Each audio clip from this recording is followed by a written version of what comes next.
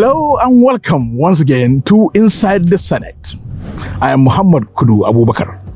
In this episode, we journey into the third quarter of 2025, that is July to September 2025, a turbulent season for Nigeria and for the Senate.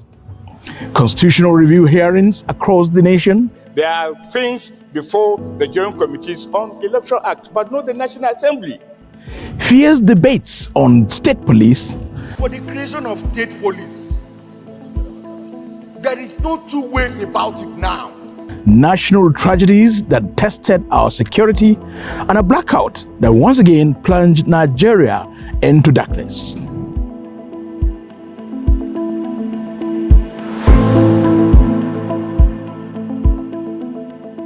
We need to know what you spend on, not just the appropriation from the federal government. Because if we're looking at the appropriation from the federal government, we'll get it wrong.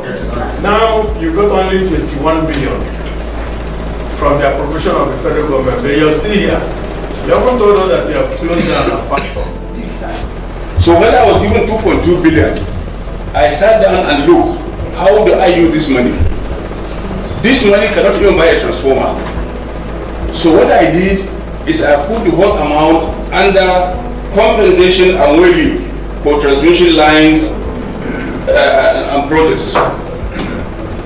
This is out of which only 25 million was released. That's what I have in utilization. Now, when it comes to the new budget, where are you seeing ongoing? It is the same thing. This year, TCN was given 3.5 billion. Still, this 3.5 billion is very small. So we look at how do we spread this 3.5 billion. Now, the first item is what we have in 2024. We put it there and put ongoing. The second item, erosion control. Erosion control is done on our transmission towers. This is also ongoing. As I have mentioned earlier, I have over 120 projects just because there was no funds on it. That's why I did not bring them up.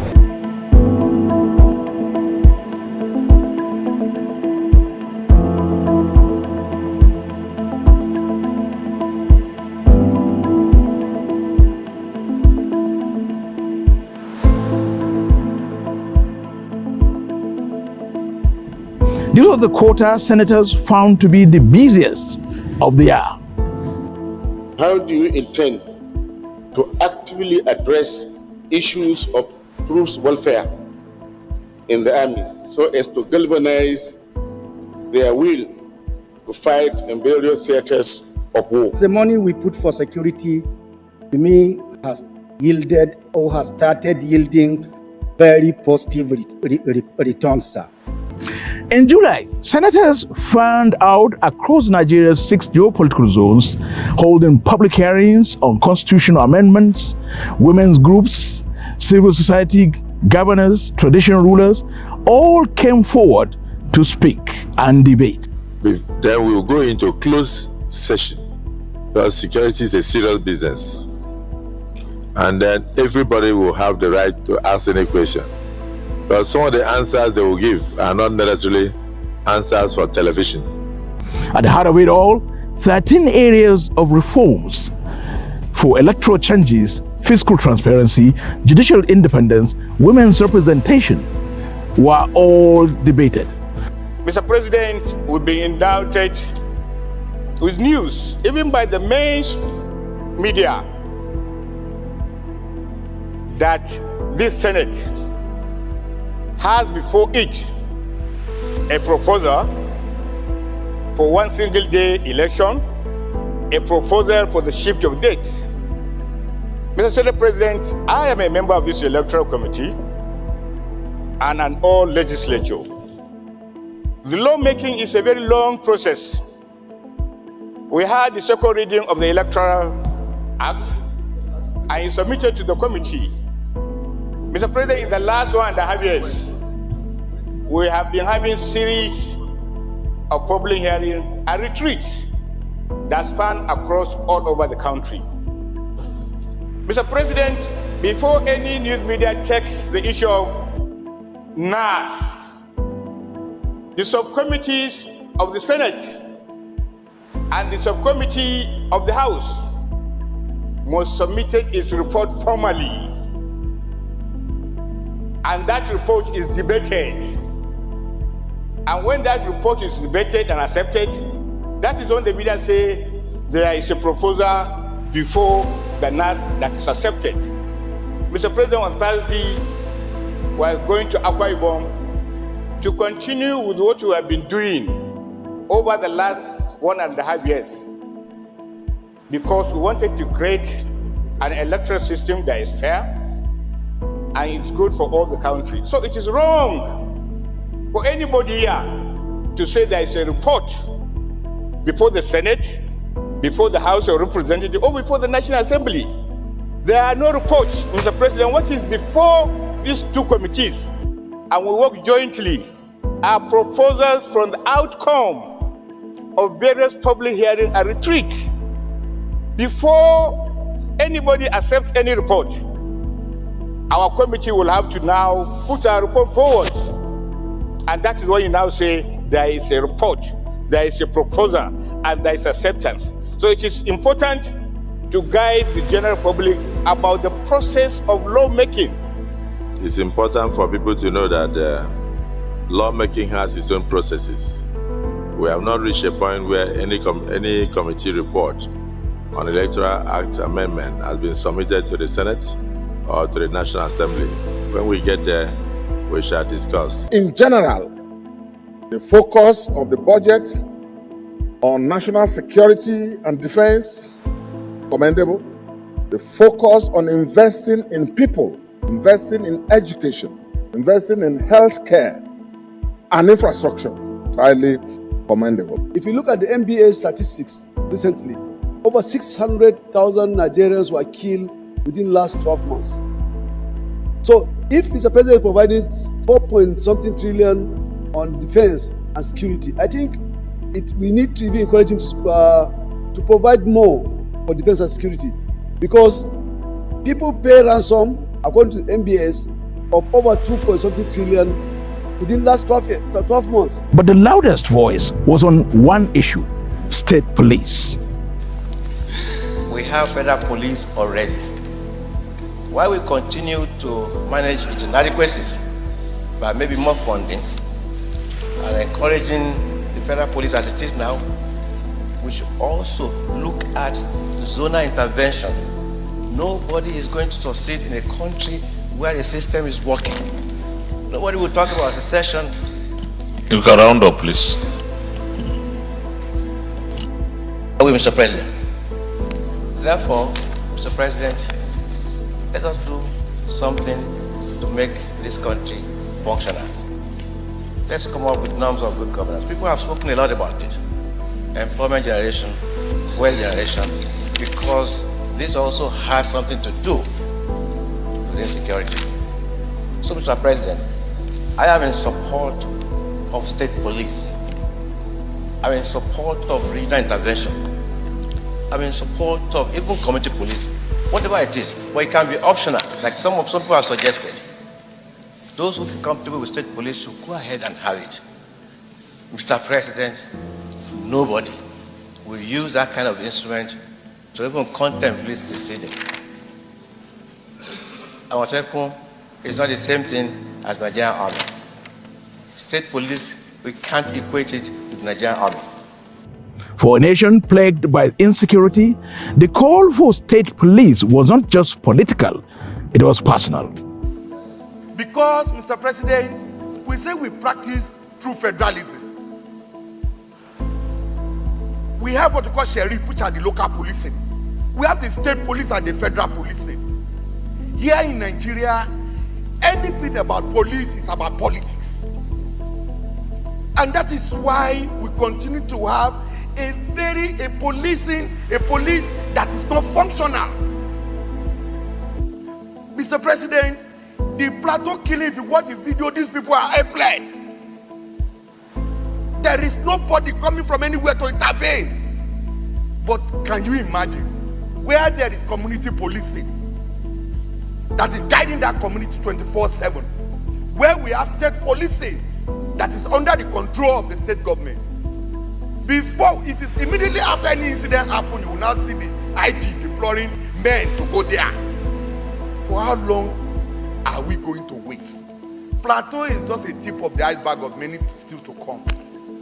So for us as a National Assembly, what we should do now, without no further delay, is to just ensure the constitution is amended to accommodate state policing and local policing. That is when we can stop coming here and start talking every day about this.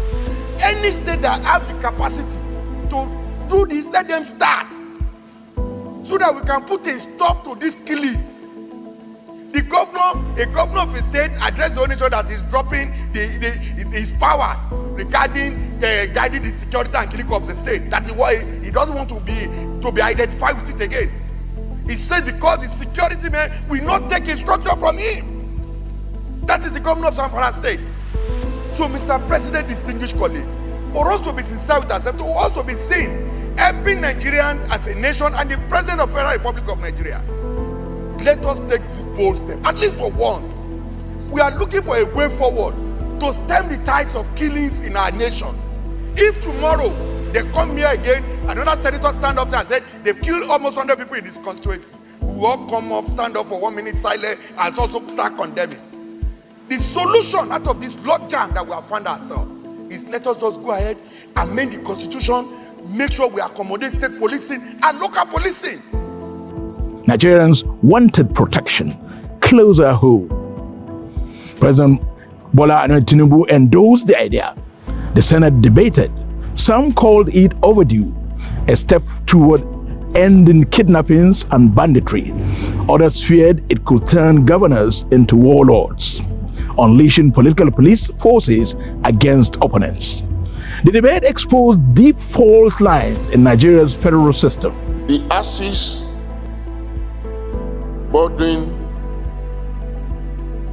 Kwara South Senatorial District, Kogi West, and Niger State has become the axis of evil for these criminal elements. Mr. President, in the last 6 months, our people have been under attacks every day. Kidnapping, killing, and looting. In fact, a part of my senatorial district, every part of my senatorial district, all local governments in my senatorial district has been attacked by these people. And they even took over some communities. In fact, one of the commissioners that traveled with my governor to the affected area called me yesterday and said, do you know they have taken over these communities? They did not only take over, our people fled from those communities, and they broke down their homes and took over their homes. That is the situation we find ourselves. Mr. President, one of those guys that was kidnapped and was with the bandit for months, when he was released, he made a statement. It's all over the social media that one of the leaders of the bandits said, your senator, he built barrack for soldiers to attack us. Yes, I built barracks, which I financed privately. It cost me a lot of money just to ensure security of that environment. They said, go and tell him with his barrack and his soldiers, we are waiting and looking for them, that we have generals in the field here. Mr. President, we've got to do something about it. Yes, the federal government is trying. They are planning to set up the forest guard. It's a noble move. But we need to do something urgently. Some people are benefiting from this criminality. They may also be planning because they know that they are losing the election already. You know, during 2023 election, some people plan and already brought criminal elements to Nigeria in anticipation that they are going to lose election and that Jonathan will not. No, that was 2015. That Jonathan will not, 2019 I mean to say, will not leave government. But we thank God he left voluntarily. That was 2015. Yeah. Those same people, Mr. President, they are aware that Nigerians, they are now realizing that the good work that President Tinubu is doing and that their plan to stop him, they are not going to succeed. I guess they are resorting into violence. They are resorting into causing mayhem.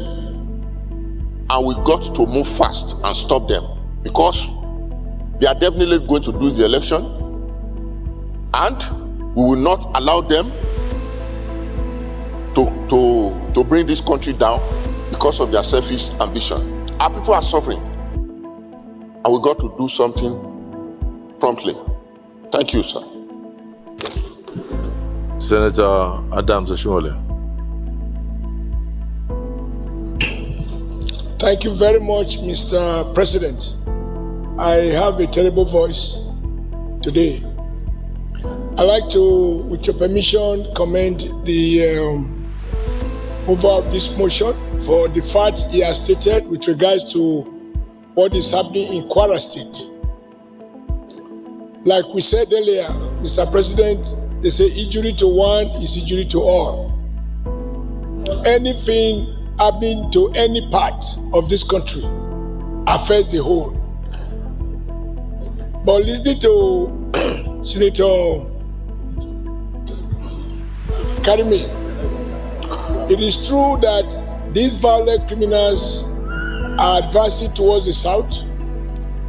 They do a lot of damage, as he rightly said, in Kogi State. But they have crossed Kogi to Edo North.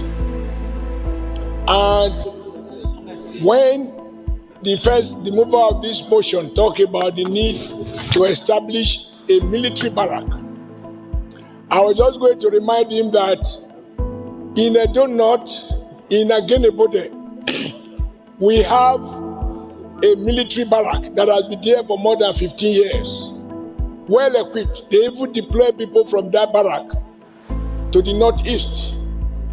And yet, within that local government, we have experienced series of killings, including targeting students in a minor seminary, many of whom have been kidnapped. They are Catholic priests, as well as some of the students. I think it bears reminding the Chief of Army Staff that he has to refocus and give firm instructions to military units, at least to guarantee their area of operation. But I have difficulties with the last part of my Senator Karime's statement about the political aspect. I think we have to be careful not to politicize what obviously is a criminality across the country. My plea, sir, Mr. President, in line with what we've done before, is to keep on reminding our armed forces that the battle is on and they must be seen to consolidate on the gains that have already been achieved. I am very sympathetic to the fact that many young officers and not so young have been wasted in their quest to defend us. While I acknowledge this laudable effort and the progress that have been made, I think it's important that we remind the armed forces that each day a Nigerian is kidnapped, particularly near a military facility, our people feel discouraged. In Okwela, where we have 2 giant cement factories, 6 civil defense officers were felled by kidnappers, 6 of them in warfare swap because they were protecting the expatriates working in that factory, and they managed to escape with 1 or 2 of those expatriates. But the men in uniform, civil defense, pay with their life, 6 of them. And that is why I have difficulties in no one can downplay that men in uniform and women in uniform are fighting hard to protect us. We just need to urge them to refocus, to re-strategize, and to recognize that if we are making gain in any war part and the criminals are migrating to another part, that is not a total gain. There has to be a strategy. I am limited by the fact that I can't lay claim to any knowledge of security. If you are pouring water from one side, it will be moving to the other side. So we need to cage them. There has to be a concerted effort to cage from the south, so they don't migrate to the south, as well as keep pushing them from the north so that you cage them at the center and find a way that means of wasting them. Otherwise, my fear is that each time something happens near an army installation, people say, if this can happen near a military barrack, what about those of us who don't even have military installation? But I want to acknowledge what the armed forces are doing. I want to acknowledge the progress that have been made, but they need to be reminded that they need to work harder. And that is why I was a bit worried last week when a former chief of defense staff published a book called The Stars. I wasn't quite sure what to make out of his interview the following day, when he seeks, in my view, to almost suggest that it's a political something. I think the armed forces have a duty to stick to their mandate, focus on the job at hand, and ensure that they do not allow distractions. I don't think this thing is just political. I think there are people who are determined to make money. They found kidnapping as rewarding. They find, yes, you kidnap somebody, you pay, regardless of what the government might say. Individual family people are unable to resist paying a ransom, and every ransom you pay is an incentive for more people, for the people to go back and kidnap again. The bill barely moved beyond first reading, but the message was clear. The resurgence of Boko Haram activities in some parts of the northeast and the outbreak of violent killings in the north central call for immediate review of strategies and greater synergy between the federal, state, and local security architecture. State police is coming, slowly, painfully, and controversially. A coordinated strategy encompassing investment in education, agriculture, youth employment, and local enterprise must be urgently devised. Equally, traditional institutions must be empowered to play stronger roles in intelligence gathering and community policing. Posterity will not forgive inaction. Let us lead with courage, compassion, and commitment to real change. I must not conclude this welcome address without commending President Bola Ahmed Tinubu, G7, for his unwavering commitment to addressing the infrastructural deficit in northern Nigeria. September the 10th, 2025, at 11:23 a.m., Nigeria's national grid collapsed. The grid collapse, it was 8 number last year, not uncountable. Newspapers and some other people, they make a lot of speculations which are not true. Some are just there, just trying to see that there is problem with the grid, and they start writing and talking. Some of them is not even true, as it happened at the beginning of this year in January. It was written in the paper that there was a grid collapse, but TCN came out and made a statement and proved that there was no grid collapse. As you have said, sir, TCN is doing all what we can to make sure that we have a stable grid in this country. Millions lost power. Social media lit up with jokes and anger. Hashtags mocked the blackout as a national routine. The Senate moved quickly, summoning the Minister of Power. Nigerians demanded accountability, but the bigger question loomed. Why, after billions invested, can't Nigeria keep the lights on? The Senate promised oversight. The people demanded results. The third quarter was not just about domestic politics. International scrutiny hit Nigeria when the United States Senate introduced a bill threatening sanctions over religious freedoms. In a world where democracy is measured by checks and balances, the Nigerian Senate signaled it could push back sometimes. So what did the third quarter reveal? That insecurity remains Nigeria's deepest wound, the electricity remains her weakest link, that the constitution remains a battlefield between reforms and resistance. The Senate may debate, legislate, and summon, but Nigerians will judge it not by motions, but by whether life becomes safer, cheaper, and more hopeful. This has been Inside the Senate. I am Muhammad Kudu Abubakar. Thank you for joining us.